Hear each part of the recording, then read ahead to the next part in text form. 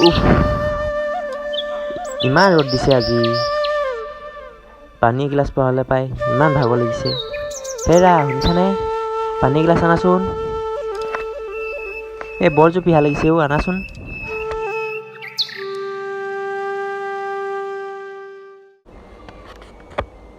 ইমান দেৰিলৈকে অনা নাই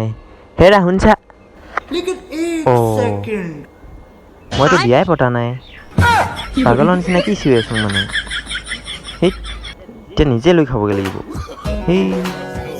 লগৰবোৰে ভাল হৈছে বিয়া চিয়া পাতি আজৰি গা মোক এলা ভাবি থাকোঁতে যায় সেই